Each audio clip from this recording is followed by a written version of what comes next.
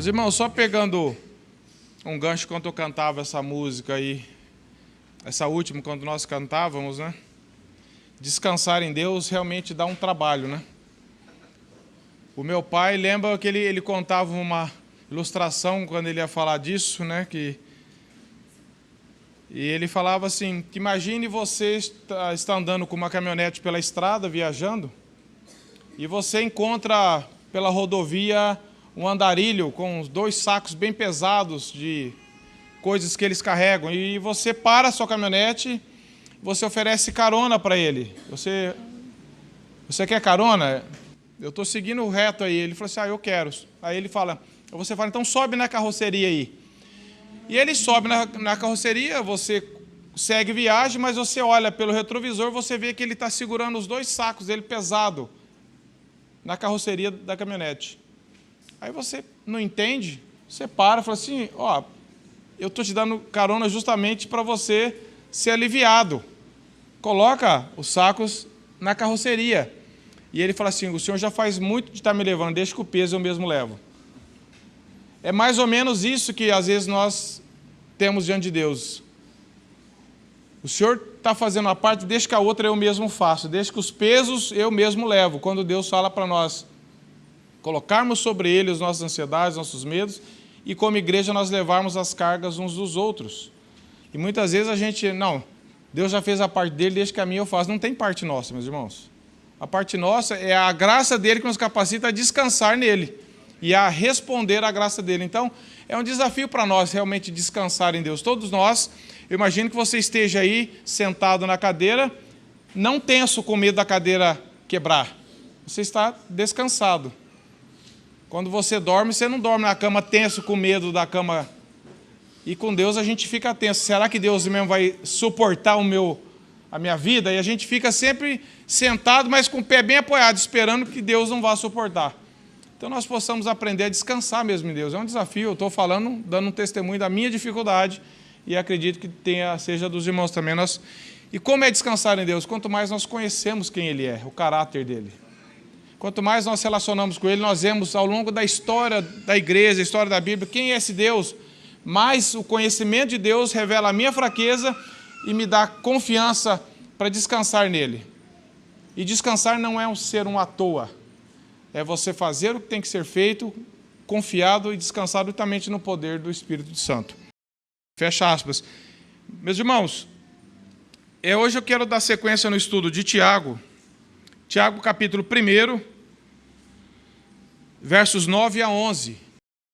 O título que os irmãos receberam, que eu passei, é A Verdadeira Riqueza do Cristão.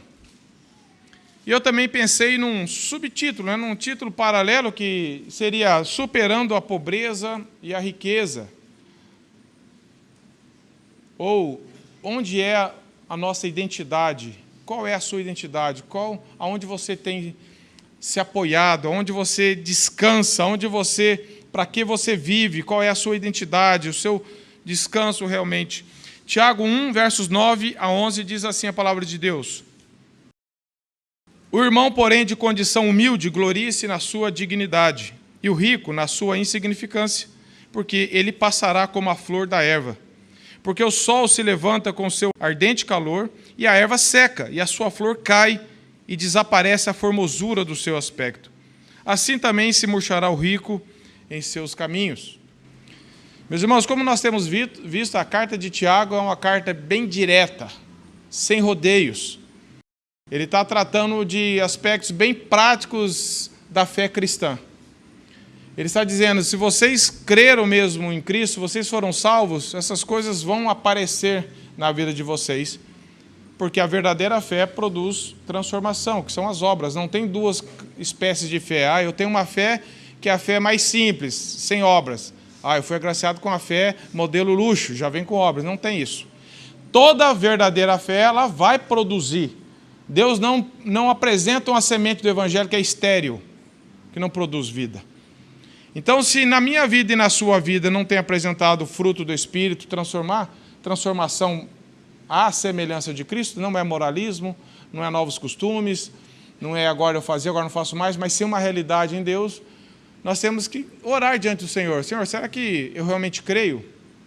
Porque o Tiago está fazendo aqui para irmãos que estavam sofrendo, que tinham sido alcançados pela graça, estavam sofrendo vários tipos de provações, perseguições, e nessa hora que muitas vezes nós vemos aonde está a nossa fé, se ela realmente é uma fé bíblica.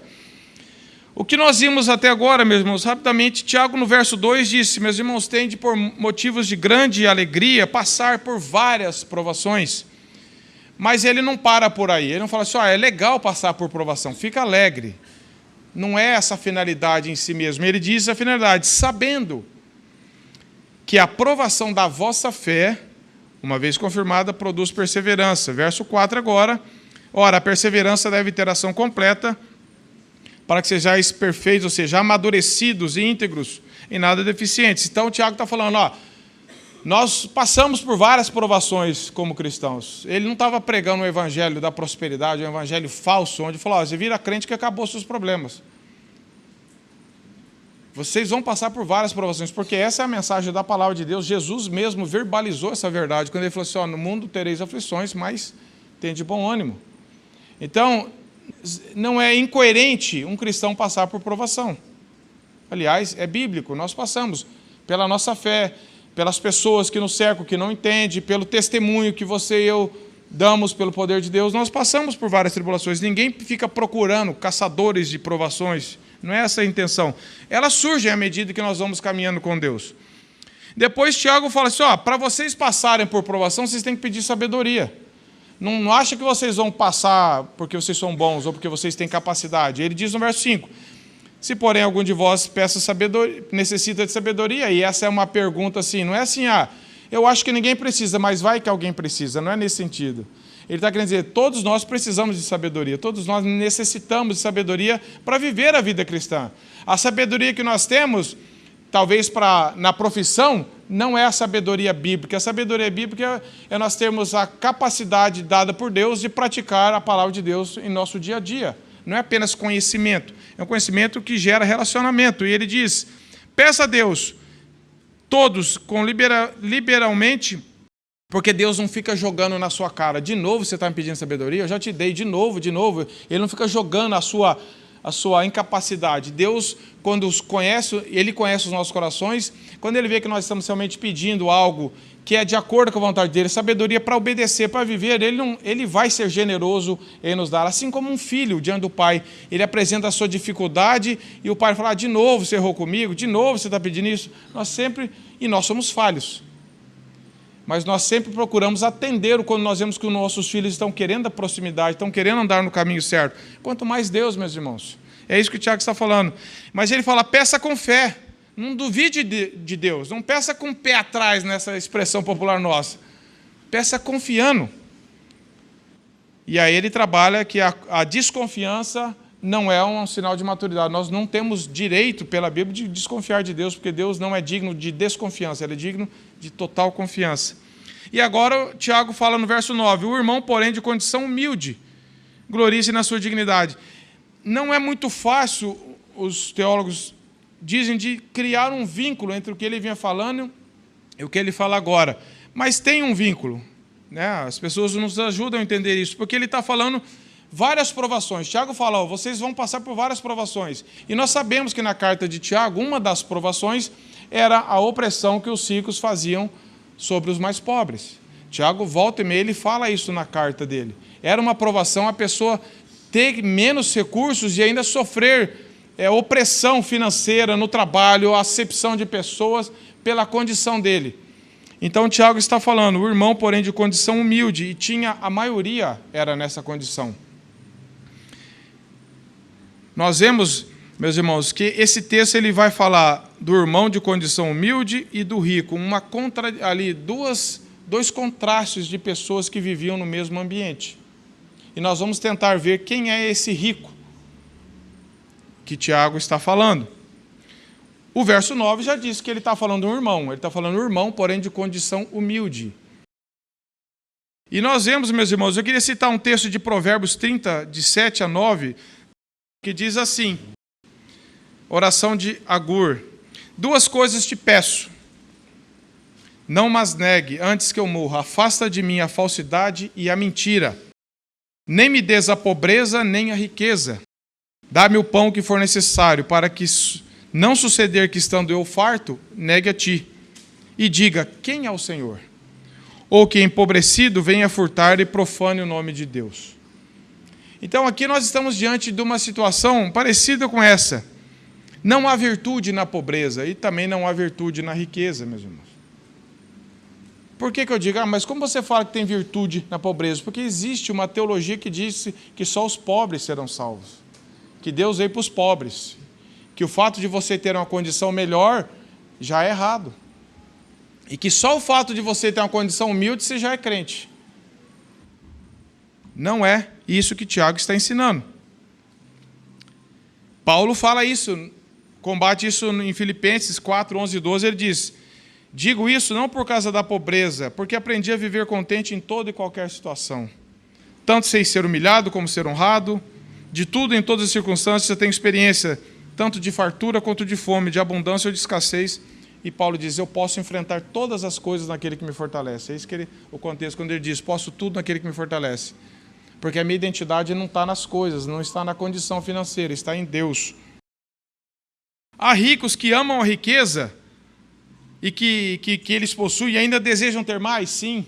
A Bíblia diz que a riqueza, que o dinheiro tem esse poder de corromper o nosso coração, de criar essa ganância, de nos fazer viver para Ele. A Bíblia diz que o dinheiro, a riqueza é um senhor. Ele pode dominar o nosso coração. Mas todos os ricos são assim? Não. A Bíblia apresenta homens ricos como Abraão, Davi, Jó, que tinham muitas coisas e o coração deles não estava preso nessas riquezas. Há pobres, pessoas de condições humildes financeiramente falando, que têm pouco, sim, mas amam um pouco que têm, sim. Tem pessoas que elas têm pouco, condição humilde, mas o coração delas é ganancioso. Elas vivem para ter muito. Elas vivem murmurando, invejando, reclamando porque não tem. Elas vivem cobiçando. Então, tem uma condição humilde, mas o coração não é humilde. O sonho deles é ficar rico como uma ideia de vingança. Agora eu quero dar a volta por cima e mostrar o meu valor, que eu também, como se o nosso valor estivesse na riqueza e nos bens. Então, tudo isso, meus irmãos, é um engano no nosso coração. Você e eu conhecemos pessoas que Deus agraciou com bens, com riquezas, e que são generosos, que você vê que o coração deles não está naquilo. É tentador? É tentador, claro que é. Mas Deus tem poder de fazer com que pessoas tenham bens e eles são generosos, ajudam os outros, não são dominados pelo dinheiro. Mas nós também conhecemos pessoas que têm pouco e você vai conversar, ela só fala de grandeza, de viver para ter, E nós vemos categorias diferentes também. Nós vemos pessoas que têm pouco e são gratas a Deus. Que se Deus agraciar com mais, são gratas, e se Deus mantiver naquela condição, também são gratas. Estão trabalhando honestamente para melhorar financeiramente, que não é pecado, mas não dependem disso. O coração delas não está. O dia que eu tiver, aí eu vou ser. O dia que eu tiver, não, Senhor, a minha identidade não está, porque Tiago fala, a Bíblia fala em outras partes, que você colocar sua confiança na riqueza é você se pendurar num precipício amarrado numa moita de capim seco. Ela estoura. Não tem raiz, logo se rompe. Então a questão é essa. E todos nós precisamos, meus irmãos, ser libertos do desejo de ficar ricos e do medo de ficar mais pobre. São duas coisas, porque a nossa identidade não está nas coisas. Não está nas coisas. E Deus tem trabalhado isso nos nossos corações a vida inteira. Por que você trabalha? Se perguntar para nós que cremos no Evangelho, para que você trabalha? A maioria de nós para ter uma condição melhor, para ter dinheiro, para comprar. Mas o trabalho, meus irmãos, a vocação cristã, o primeiro objetivo dela é servir a igreja, servir as pessoas. Como que eu posso servir os outros com o dom que Deus me deu através do trabalho? Se você perguntar para os ímpios, por que você trabalha? Eu quero ficar rico, eu quero investir, eu quero comprar, eu quero ter para ter uma aposentadoria tranquila. É errado você investir, coerente, prudente. Não, não é essa a questão, mas o seu coração está nisso, você vive para isso, essa é a sua segurança? Então é errado. John Piper conta um caso, meus irmãos, eu lembrei aqui agora, que ele conta que 2 mulheres missionárias viviam com o pouco que tinham servindo a Deus, falando do Evangelho, vivendo uma vida de serviço ao Senhor. Evangelizando, viviam para evangelizar, doando, pela graça de Deus, o vida e o tempo delas para falar do Evangelho. E elas tiveram um acidente durante um percurso desse e ambas faleceram. E John Piper conta, em contraste com isso, um exemplo de um casal que já estava em idade avançada, tinham se aposentado, ganhado muito dinheiro, estavam viajando pelo mundo afora, no trailer deles, e depois de iate também, mar adentro. E o objetivo deles era colecionar conchas de vários continentes, de várias praias. Eles viviam para isso, eles queriam tranquilidade, sossego, bem-estar e colecionar conchas. E John Piper fala assim, diante de Deus, as irmãs cristãs que morreram trabalhando, ainda jovem, servindo ao Senhor, para o mundo isso é um desperdício. Poxa, perderam a vida nova ainda, em vez de estar investindo em outra coisa. E ele fala, e diante de Deus, como que esse casal de idosos vai falar assim, olha aqui minha coleção de conchas, eu vivi para isso. Trabalhei, me aposentei, agora estou curtindo a vida para... Qual que é o desperdício? Qual que é o rico, qual que é o pobre aí? Diante de Deus. O rico diante do mundo é o que está no iate, viajando o mundo afora. Mas esse, se não creu, ele é pobre diante de Deus. E aquele que tem a sua dignidade no Evangelho, um coração em Cristo, mesmo que tenha pouco, e tem tudo. Então, essa é a questão do nosso coração. Martinho Lutero tem uma frase que ele diz assim, 3 conversões são necessárias, né? Querendo dividir, assim, né? Só para nós entendermos didaticamente, a conversão do coração, da mente e da bolsa, do bolso, né? Para nós entendermos que a questão do dinheiro, ela domina muito os nossos corações, e nós procuramos dignidade nisso. Então, Tiago está combatendo ali um problema local. Havia ricos de verdade ali que estavam explorando os mais pobres, fazendo acepção, usando da posição financeira como se eles fossem melhores por isso. E oprimindo os mais pobres, explorando eles, inferiorizando. Os ricos provavelmente estavam ali, e Tiago fala isso, eles estavam realmente oprimindo. Mas por que Tiago faz essa advertência? Porque Tiago ele vem falando, desde o começo, eu sou servo de Deus, vão passar por provação, peça sabedoria, e esses irmãos estavam passando por essa provação. Uma delas era essa, especificamente, condição de pobreza, mais humilde, e ainda sendo oprimidos pelos mais ricos. É uma provação ou não é, meus irmãos? Claro que é.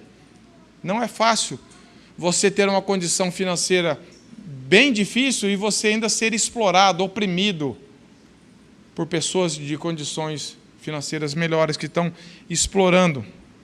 Então, no verso 9, Tiago fala, para você, irmão, de condição humilde, Tiago direciona a primeira mensagem para eles, para vocês que estão sendo explorados, para vocês que estão sofrendo a acepção de pessoas, saibam que Deus não faz isso.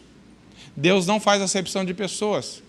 As pessoas podem estar te oprimindo, mas Deus não faz isso com vocês. Vocês creram no Evangelho, vocês foram salvos pela graça, e a prova disso é que Tiago chama eles de irmãos.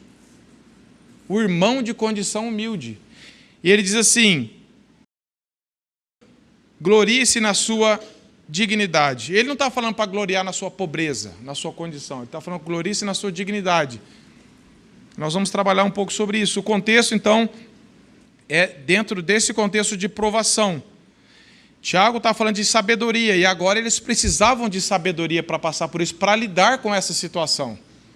Porque senão eles teriam o desejo de se abater, ou de querer revidar, ou de criar uma injustiça, ou de criar uma divisão, ou de procurar fazer justiça com as próprias mãos diante das pessoas que...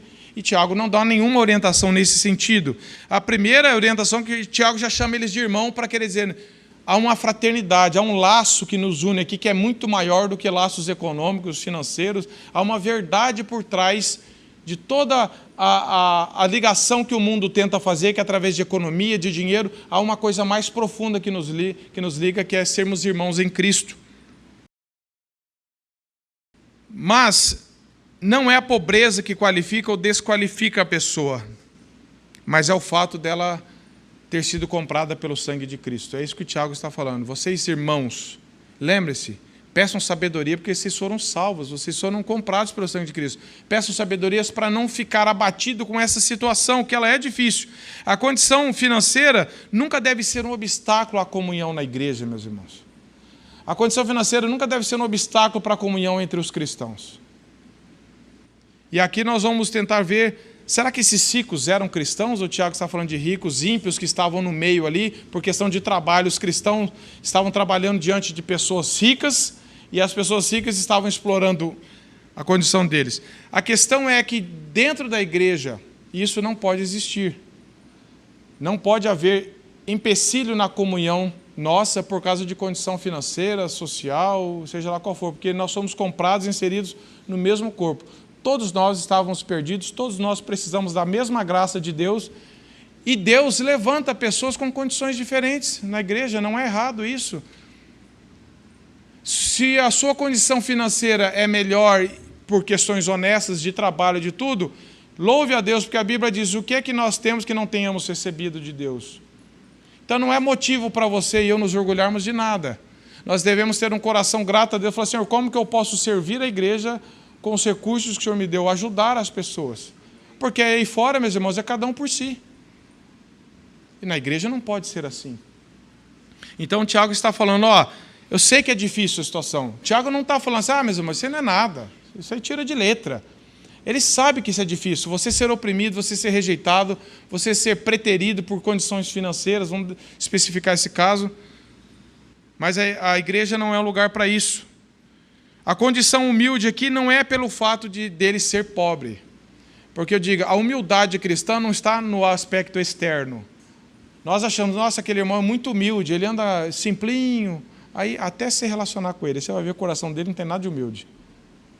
A humildade aqui é nós estarmos cheios de Cristo e vazios de nós mesmos. A condição deles econômica era humilde. Mas eu posso ter uma condição econômica humilde e o meu coração não ser nada humilde.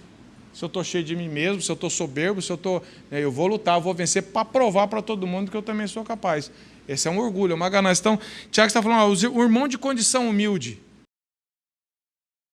tenha uma atitude humilde também. De ver que você é digno, não pela sua humildade externa, mas por algo que é fora de nós, que é a vida de Cristo, que é você ter sido comprado por Cristo, você ter sido feito nova criatura.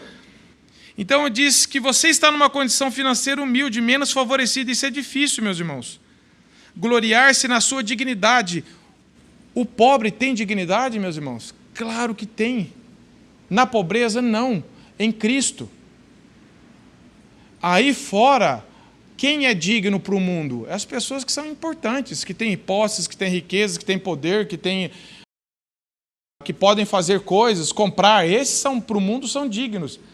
Mas Tiago fala, glorie-se na sua dignidade, porque mesmo que ninguém aí fora, os ricos não achem que você tem dignidade, você tem diante de Deus. Porque você é um cristão, você é um filho de Deus. Então, essa dignidade não transparece apenas na condição externa, mas pela fé em Cristo, por eles pertencerem a Cristo. Tiago não diz para os pobres, esperem a hora de vocês, busquem riqueza também, busquem serem iguais a eles em dinheiro. Ele está falando assim, procurem mudar o foco de vocês. Olhem para Cristo, olhem para a cruz. Olhem para quem vocês são em Cristo Jesus, pela graça dele. Russell Shedd diz assim, textos como esse e tantos outros que falam da pobreza e da riqueza, infelizmente foram mal interpretados por várias pessoas que liam neles uma defesa de que Deus é pelo pobre. E não somente isso, que há certa virtude espiritual na pobreza. Assim, a pobreza passou a ser quase um meio de salvação, como algumas pessoas argumentam e propagam na teologia chamada teologia da libertação. Só que isso é errado. Deus se importa sim com os pobres, e os necessitados, e os oprimidos. Mas daí ver virtude na pobreza em si como meio de salvação já é uma outra história que a Bíblia não aprova. É claro que Deus ajuda, claro que Deus se compadece, como nós também devemos nos compadecer.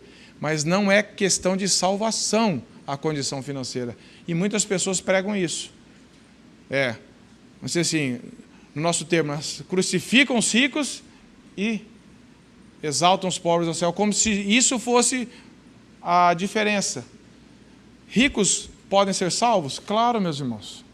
Nós não temos exemplo na Bíblia dos dois lados, de pessoas que tinham riquezas e Deus alcançou e eles foram generosos, mas também temos pessoas ricas na Bíblia que amaram as riquezas e não foram salvos. Por quê? Porque eram ricos? Não, porque não creram.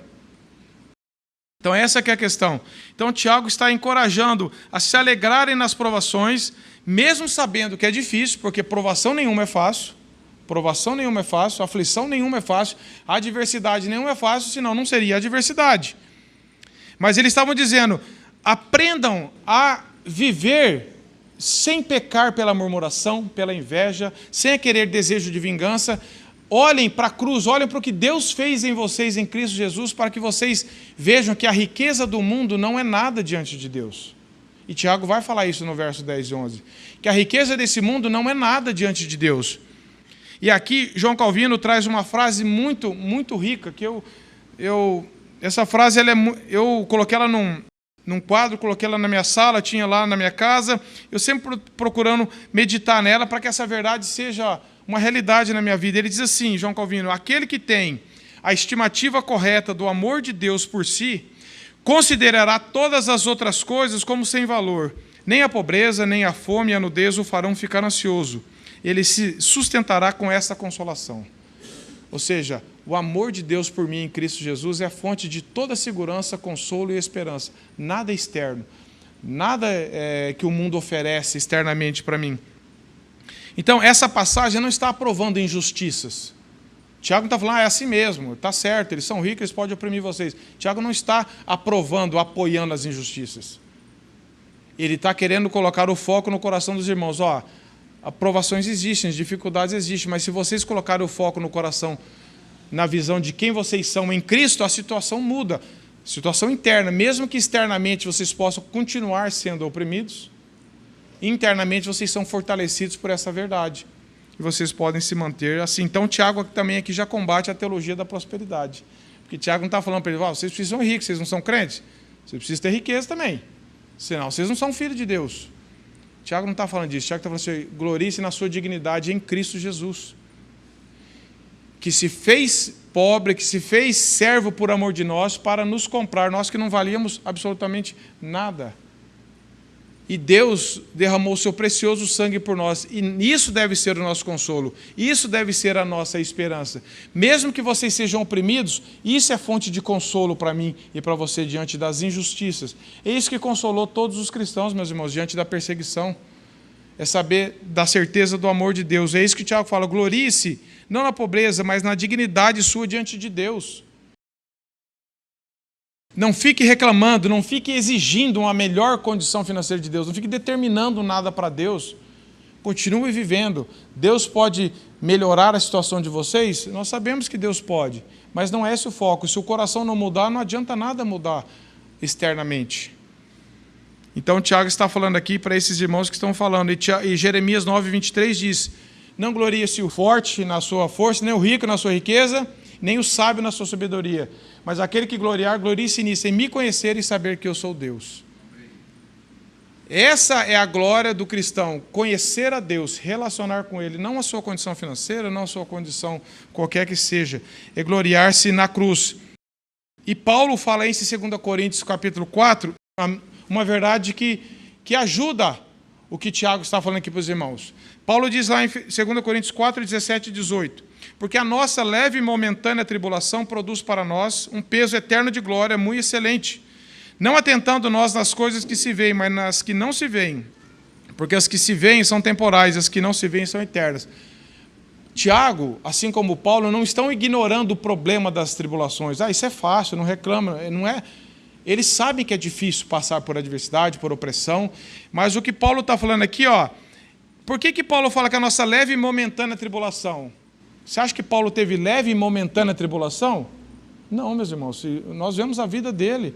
Mas a mente e o coração de Paulo estavam na eternidade, nas coisas. Então, comparado com a eternidade, ele diz, é leve e momentânea, produz para nós um eterno peso de glória, porque ele sabia, isso aqui vai passar, tem prazo de validade, qualquer tribulação, aflição tem prazo de validade. E eu sei que é difícil para você e para mim, mas nós precisamos colocar o nosso coração nas coisas eternas, para que nós não cobicemos ou não ficamos amargurados, ressentidos, ansiosos, preocupados, ou com o coração agarrado nessas coisas. Então, não é que Tiago está ignorando os problemas deles. Tiago está falando assim, ó, eu sei que é difícil, e a única solução é você olhar para quem você é em Cristo. Filipenses 4,19, Paulo diz, o meu Deus suprirá todas as necessidades de vocês de acordo com as suas gloriosas riquezas em Cristo Jesus. Então, essa é a visão, o primeiro discurso que o Tiago faz para os pobres. E quem esses ricos? Verso 10. E o rico na sua insignificância, porque ele passará como a flor da erva, porque o sol se levanta com seu ardente calor, e a erva seca, e a sua flor cai e desaparece a formosura de seu aspecto. Assim também se murchará o rico em seus caminhos. Meus irmãos, não é unânime entre os irmãos que nos ajudam na compreensão da palavra, quem são esses ricos. Se eles são ricos cristãos, ou se eles são ricos ímpios. E eu vou explicar para vocês por que não. Aqui, a condição humilde de abatimento do irmão é contrastada com a elevação arrogante do rico. Tiago está falando, o rico glorie-se o quê? Na sua insignificância. Veja, se fosse um discurso do mundo, ia falar assim, um discurso do mundo material é o quê? O rico na sua insignificância, o pobre na sua insignificância e o rico na sua dignidade, porque aí fora, quem é digno é quem tem posses, quem tem riqueza, quem tem poder. Mas veja como a palavra de Deus diz assim, ó, o irmão pobre, mas por ser um cristão, ele glorie-se em Cristo, na sua dignidade em Deus. Mesmo que as pessoas não te tratem com dignidade, você é um cristão, um filho de Deus, uma nova criatura. E o rico, na sua insignificância. Por quê? Porque você está colocando todo o seu descanso, toda a sua segurança em algo que não vale nada. Em algo que é insignificante para Deus. Em algo que não compra a salvação, que não produz em você nenhum benefício por si mesmo. Então, a pobreza não é um sinal de maldição do diabo, como muitas vezes ensina. Muitas teologias ensinam. Tiago não está falando isso aqui. E a riqueza por si mesmo também não é um sinal de que você é um cristão piedoso. Porque o Salmo 73, o salmista lá diz que ele fala, Senhor, eu tenho servido o Senhor e tenho dificuldades. E eu olho para o meu vizinho, que é um ímpio, e as coisas dele prosperam. E parece que não compensa servir a Deus. Eu estou parafraseando o Salmo 73. Parece que não compensa servir a Deus, porque a visão dele estava materialista. Senhor, eu estou servindo aqui, tem uma condição simples. O outro lá está vivendo no pecado, não está nem aí para o Senhor, o gado dele engorda, os filhos crescem, tem saúde. Aí, no final do Salmo, Deus vai dando a visão correta, porque ele foi confessando essa dúvida com temor a Deus, e ele começa a ver, Senhor, quem tem eu mais no céu, senão ao Senhor? Ele vê que ter a Deus, ser filho de Deus, ter o Senhor é a maior riqueza que existe, o resto não vale nada. Então, essa luta nós temos. Matthew Henry diz assim, a graça e a riqueza não são completamente incompatíveis. Nenhuma posição social nos exclui da capacidade de nos alegrarmos em Deus. Há muitos cristãos ricos, como Abraão, Davi, Jó, falei, eram homens de propriedades, ricos da sua época. E vai estudar a vida de Jó, de Abraão, de Davi. Homens dependeram da graça de Deus, mas homens que serviram a Deus. Então, a riqueza não é incompatível com a espiritualidade. É isso que Matthew Henry está dizendo. Se não nos alegramos em Deus sempre, a culpa é nossa, não é da condição financeira. Porque você pode ter e ser ingrato. E você pode ter pouco e ter um coração grato se você está relacionando com Deus. Os de nível modesto, Matthew Henry diz, podem se alegrar se eles são exaltados a serem ricos em fé e herdeiros no reino de Deus. E os ricos podem se alegrar nas humildes providências ao produzirem uma disposição mental modesta e humilde, que é muito valiosa aos olhos de Deus. O que ele está querendo dizer? Se você é rico e é um cristão rico, você vai se gloriar em Deus, não na sua riqueza, porque Deus vai estar te libertando de você confiar no que você tem. E se você é um cristão mais humilde financeiramente, você também vai se alegrar no mesmo Deus, e os dois vão conviver juntos, porque a alegria deles é a mesma, é em Cristo.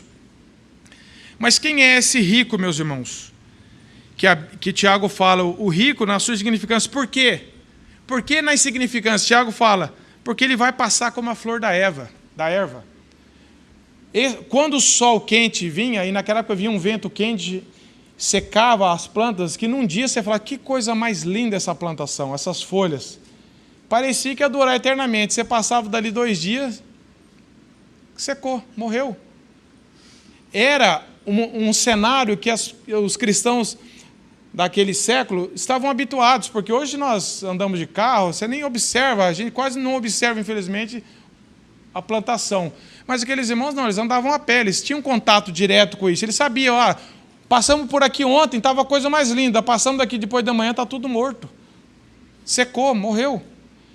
E Tiago está falando, o irmão que se gloria, ele está se gloriando em coisa que é passageira, que é efêmero, que não tem valor, que não tem raiz em si, que vai murchar, que vai acabar, ou seja, insignificante, analisando do ponto de vista eterno. Então esse rico não é unânime. Douglas J. Moo é um comentarista da editora Pease Shed Publicações, que muitos irmãos também têm consultado ele. Ele diz assim, sobre essa controvérsia, cerca de metade dos comentaristas de Tiago acham que esse rico é cristão. Eles acham que Tiago está encorajando esse irmão a não ficar orgulhoso em sua riqueza, mas em sua identidade em Cristo, o que apareceria aos olhos do mundo em uma condição humilde. Russell Shedd e esse irmão Douglas Moo, eles acham que esse irmão, Tiago, está se referindo a um cristão que é rico, tinha sido convertido, mas que ainda estava abusando dos irmãos mais pobres dentro da igreja, pela condição financeira deles. Eu sou rico, então eu vou oprimir, eu vou contratar um serviço, vou pagar pouco, vou explorar, ou não vou relacionar, ou seja, eu vou descartá-los. Vou só apenas usar o serviço deles, porque eu sou rico. Isso estava inflando o coração deles, estava fazendo acepção de pessoas, quebrando a comunhão, estava fazendo com que eles até pecassem diante de Deus uns contra os outros, nessa questão de acepção, de oprimir, de opressão. E Tiago está falando, se você está confiando nisso, isso acaba. Deus reverte isso não vale nada. Isso é insignificante.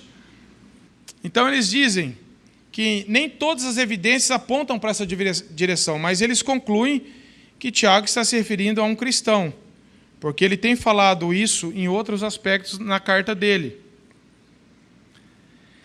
Já Augusto Nicodemos e o D.A. Carson, eles pensam o contrário. Eles acham que Tiago está falando para ricos ímpios, que haviam pessoas ali que os cristãos estavam relacionando com no trabalho, alguma coisa, com pessoas ricas que não eram cristãs e que estavam oprimindo os cristãos. E eu vou passar aqui para os irmãos também. Por exemplo, quando nós lemos em Tiago 4:13 a 16 e Tiago 5, ele está falando, Tiago reconhece que existem alguns cristãos ricos, mas quando ele usa essa expressão, os ricos, Nicodemos diz que nesse verso é mais bem entendido como sendo um não cristão. Os ricos, no contexto especial da congregação aos quais Tiago escreve, eram responsáveis por grande parte do sofrimento experimentado pelos judeus cristãos pobres. E D.A. Carson, que é um estudioso do Novo Testamento, ele diz assim, em contraste com o irmão pobre, o rico deve se gloriar na sua insignificância. Essa provavelmente é uma afirmação intencionalmente irônica de Tiago. O termo rico, do grego plousios, em Tiago é usado somente para incrédulos, D.A. Carson fala. Tiago também tem conhecimento de alguns cristãos abastados, capítulo 2, verso 2, 4, 13, mas ele fala desses sem chamá-los de os ricos. Quando a Bíblia fala assim, os soberbos zombam de Deus, ela está falando das pessoas que não creem. Então, quando ele usa essa expressão, os ricos, esses irmãos entendem que Tiago está falando para pessoas que eram abastadas, que estavam oprimindo os cristãos que eram de situação mais humilde. Meus irmãos, o que nós podemos aprender com isso? O que nós podemos aprender é que se você é um cristão que Deus tem te dado posses, você é um cristão que tem recursos, você tem que ver que isso é passageiro, que isso murcha, que isso não vale nada diante de Deus. E o que você tem que não foi te dado, você não tem direito nenhum, e eu não tenho, de fazer acepção, de criar obstáculos à comunhão da igreja, de criar uma divisão, de explorar quem quer que seja pela condição financeira. Porque a Bíblia diz que nós não podemos servir a dois senhores. O dinheiro pode estar governando o coração de alguns cristãos ainda? Sim. Nós lutamos contra o pecado. É possível que cristãos estejam ainda usando da facilidade com o dinheiro, que o dinheiro não traz felicidade, ele pode trazer facilidade. Com a facilidade que ele traz para você, você está usando isso para explorar as pessoas mais humildes. E isso dentro do ambiente da igreja. É um pecado como outros que nós podemos cometer. E naquele texto que o irmão Augusto leu, aquela pessoa, ela estava se gloriando na plantação que ela teve. Eu colhi bastante. E lá em Lucas 12, 19, diz assim, se orgulham, come, bebe, minha alma, e regala-te, porque o que você tem para muitos anos. Era alguém que estava colocando o coração dele nas riquezas deste mundo. E aí a palavra de Deus diz que chamaram ele de louco. Por quê? Porque ele teve riqueza? Porque ele colheu bem? Porque ele foi um bom profissional? Não. Porque ele colocou o coração dele ali. E a Bíblia falou, louco, essa noite pedirão a tua alma. O que você tem preparado? Para quem será? Então essa é uma advertência para todos nós. E no verso 15 de Lucas 12 diz assim, tende cuidado e guardai-vos de toda e qualquer avareza, porque a vida de um homem não consiste nos bens que ele possui. Então, a riqueza, ela pode gerar um problema de relacionamento dentro da igreja? Claro que pode. Tanto do lado do mais pobre, quanto do lado do mais rico. Por isso que o Tiago está falando assim, o mais pobre não fica com inveja, glorie-se na sua dignidade em Cristo. Porque às vezes o mais humilde também é causador de divisão. Ele fica com inveja, ele fica criticando, ele fica querendo ter o que ele não tem. E o mais rico também pode oprimir. Então, por isso que nós temos que estar sempre olhando para o foco certo, que é a nossa dignidade, Cristo em nós. Por isso que o Tiago diz, não glorie na sua insignificância, porque ter dinheiro, meus irmãos, diante do mundo é o maior significado de sucesso. Mas diante de Deus não quer dizer nada. Se nós temos sido escravos do dinheiro, se o dinheiro tem dominado o nosso coração, isso não quer dizer nada. A palavra diz em Isaías 40, Salmo 103, que a vida do homem é poucos dias, é efêmero. E se nós estamos colocando nosso amor nas riquezas, nas coisas desse mundo, isso é passageiro. Isso vai passar, isso é algo mais insano que alguém pode ter, colocar segurança, o coração, o amor nas coisas materiais. Aquele orgulho vai murchar.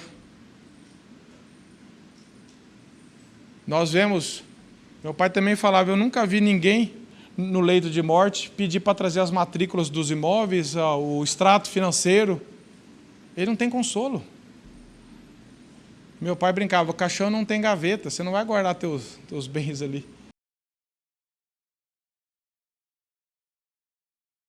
E a fé, meus irmãos, em Cristo, então ela nos faz ser gratos a Deus pela qualquer situação. Augusto Nicodemos diz assim, a causa da decadência do rico não é o fato dele ser rico, mas o de ser ímpio, arrogante, de não ter o temor de Deus e oprimir os pobres. Na compreensão dele, como eu falei, de ser ricos, ímpios. E muitas vezes, meus irmãos, nós falamos assim, mas eu não sou rico. Se o senhor olhar meus bens, eu não tenho. Mas e o coração? É ganancioso? É cobiçador? Você vive para acumular? Você vive para ter? É nisso que está a sua identidade? Olha o que o Russell Shedd disse, eu achei muito interessante. Ele diz assim, o ensino principal para o rico, diferente do ensino ao pobre, é sobre o vazio e a insignificância daquilo que o mundo valoriza e dá relevância nesta vida diante da realidade da morte. Não é a segurança financeira nosso porto seguro. Não é nosso emprego, carro ou dinheiro. Nada disso é o nosso porto seguro, nem mesmo aquilo que nos dá garantia para o resto da vida, dessa vida. Nossa única garantia, por mais prudente que devemos ser no uso daquilo que temos, é que toda a nossa riqueza não dá segurança alguma para nós. Somente Jesus pode dar essa segurança, só Ele dá essa esperança para todos nós. Como o autor de Provérbios diz, é o Senhor que guarda a vereda dos justos e protege o caminho dos seus fiéis. Não são as suas posses que lhe dão segurança nessa vida, mas o próprio Senhor. Então, aplicações para nós, meus irmãos. Exortação ao pobre de condição humilde. Se você se encaixou dentro dessa condição financeira, você que está ouvindo, se nós nos encaixamos dentro dessa condição financeira, se você está sendo oprimido ou está sofrendo alguma coisa por conta disso, a palavra de Deus não aprova qualquer opressão, qualquer acepção. Tiago não está falando isso. Mas nós devemos entregar isso a Deus. Nós devemos falar, Senhor, eu quero glorificar o Senhor com a condição financeira que eu tenho, com a vida que eu estou tendo. Senhor, me dê sabedoria para passar por isso, porque é uma aprovação. Eles estavam passando e nós também passamos por essa e por várias. Por isso que o Tiago falou, tenho grande alegria de passar por várias provações. Uma delas é essa. E talvez você já tenha passado, pode estar passando, pode vir a passar, assim como eu. E a questão é, se o nosso coração está nos bens deste mundo, nós somos os mais miseráveis, meus irmãos. Que eu lembro, meus irmãos, quando eu advogava e eu conhecia pessoas que você não conseguia somar a riqueza dela. Uma vida miserável por não conhecer a Cristo. Miserável. Miserável. A pessoa estava com a família destruída, sofrendo doenças fisicamente, pela ansiedade, pelo medo de perder, pelas coisas. Era assim, meu Deus, eu não quero nada disso para mim. Então não é a condição financeira que traz alegria. Não é, meus irmãos. Quantas pessoas você já viu na sociedade, bilionárias que se matam, que estão tendo uma vida perdida? Você fala, o cara tem tudo e não tem nada. Salomão foi o homem mais rico. O que ele fala no final, capítulo 12, verso 14? A suma é, de tudo isso, teme a Deus e guarde os caminhos. Esse é o dever de todo homem. Então, quando nós colocamos o coração no lugar errado, nós estamos fadados à tragédia na nossa vida. E a Bíblia está nos ensinando a isso. Se você é um irmão pobre de condição humilde, mas se você é um cristão, se você tem certeza que Deus o amou, que Deus deu a vida dele por amor a você, meus irmãos, isso é de valor eterno. Isso nunca vai murchar. Isso é imarcessível que a palavra de Deus usa. Isso nunca murcha.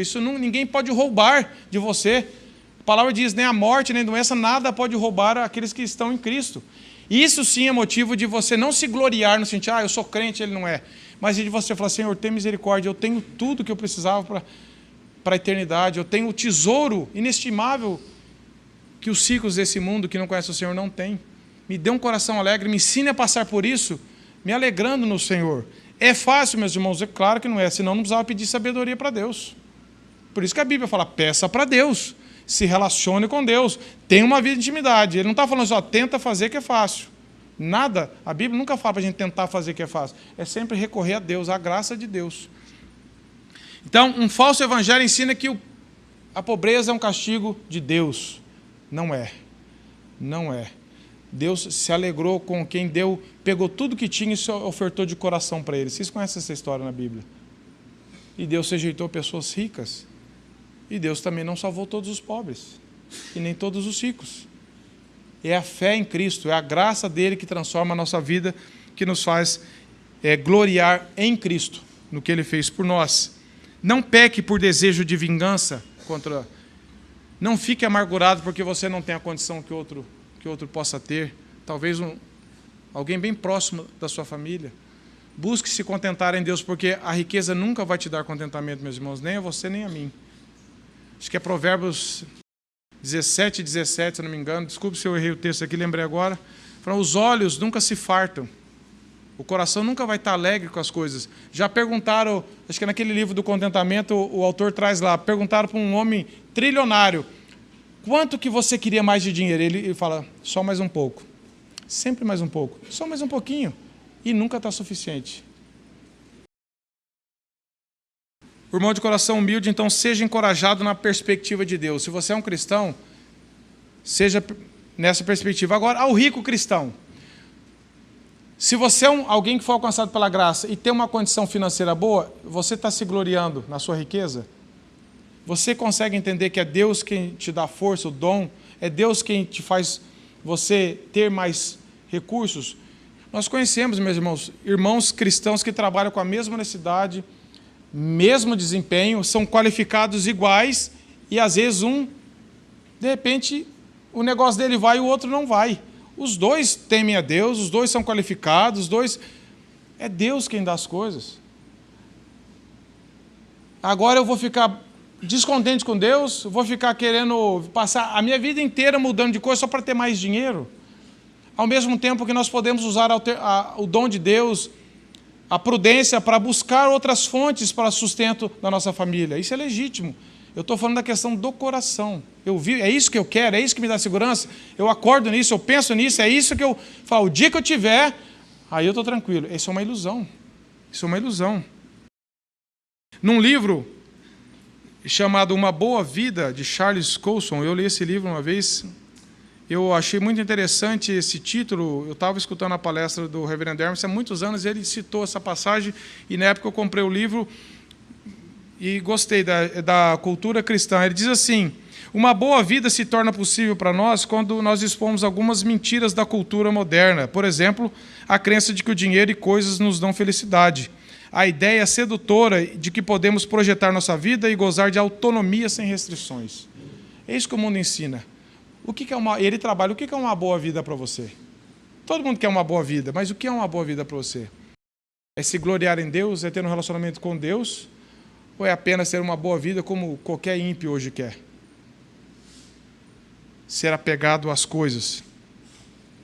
Existe uma linha muito divisória, meus irmãos. É muito sutil. Nós temos o desejo legítimo de melhorarmos a nossa condição financeira, o que é legítimo, você se qualificar profissionalmente, nós devemos nos qualificar profissionalmente, devemos ser profissionais exemplares em termos de dedicação, esmero, honestidade, trabalho, como os puritanos eram. Eles falavam que é fácil ver as cadeiras que os puritanos faziam, quando eles mexiam com coisas manuais. É só você virar ela do avesso. Os cristãos puritanos, eles trançavam as cadeiras de palha, mas eles tinham tanta preocupação de fazer as coisas para a glória de Deus, que até o arremate, onde ninguém ia ver, era bem feito. Os outros largavam, ninguém vai ver a parte de baixo da cadeira, faz de qualquer jeito, vamos fazer mais para vender. E eles falaram, não, eu estou fazendo diante de Deus. E eu vou fazer aquilo que talvez ninguém vai perceber um detalhe, eu estou fazendo para Deus, eu quero fazer da melhor forma para entregar um produto. Uma vez perguntaram, acho que para Lutero, um sapateiro falou assim, Lutero, como que eu posso trabalhar para a glória de Deus na minha profissão? Ele falou assim, faça o melhor sapato que você puder e venda pelo preço mais justo que você puder. Justo, não explore, mas entrega um produto de qualidade para os outros. E as pessoas vão falar assim, como que esse cara entrega um produto tão bom num preço justo, sem me explorar? E nisso está a glória do Evangelho. Porque uns fazem mal feito para ter lucro, outros fazem um pouco melhor, mas querem ter um lucro exorbitante, explorar. Então, o Evangelho traz esse equilíbrio para nós. E se você é um rico cristão, então você tem que fazer para a glória de Deus, usar os recursos que Deus te deu para abençoar outras pessoas, não ser dominado pelas riquezas, pelo desejo da riqueza, que você nunca vai ser satisfeito com isso. E agradeça a Deus e fala assim, como que eu posso usar isso para a minha família, para o reino de Deus, e que tome cuidado, porque o dinheiro, ele é um escravizador. Aos poucos ele vai nos seduzindo. Aquela história de que eu quero só ter uma aposentadoria melhor, eu quero ter uma condição melhor, ela pode estar mascarada por uma ganância ali. Sabe? Não, eu só quero ter uma tranquilidade maior. Na verdade, eu quero ter mais coisas, porque eu estou ficando desesperado se eu não tiver o que o outro tem. Senhor, aquieta meu coração, eu quero trabalhar, quero ser honesto, quero ser um bom funcionário, um bom patrão, sem explorar, nem funcionário explorando patrão, nem patrão funcionando. Eu quero ser um testemunho. Quero ser prudente no uso do dinheiro, dos recursos que o Senhor me deu, mas, Senhor, eu não quero viver preocupado com isso. Porque aí fora nós somos rodeados por pessoas que estão fazendo tudo pelo dinheiro. E se você é um rico e não creu no Evangelho, é só clamar misericórdia, meus irmãos. Ou se você também é um irmão pobre, se você é um pobre que também não creu no Evangelho. A questão é, você creu no Evangelho? Você entende que a riqueza não vale de nada diante de Deus? Você está confiando totalmente no poder do dinheiro? Porque o Salmo 1 fala que os ímpios são como a palha. O destino daqueles ricos ou pobres, mas que não creem no Evangelho, é terrível, meus irmãos. Não há dinheiro que vai te dar nenhum consolo. Nós precisamos clamar por Deus. Senhor, se eu sou um irmão pobre, que eu possa gloriar no meu relacionamento com o Senhor. Se eu sou um irmão rico, que o Senhor que eu não explore ninguém com a minha riqueza, que eu seja alguém que possa aliviar com sabedoria a vida de outros irmãos, ser bênção na vida de outros irmãos. E se eu sou um cristão, se eu sou um ímpio rico, e estou achando que a riqueza é tudo, Senhor, me convença do pecado, porque senão eu estou perdido. Então, que Deus trabalhe essas verdades em nós, meus irmãos, que nós possamos ser impactados pela verdade do Evangelho e clamar a Cristo, que só Ele é digno de nossa adoração.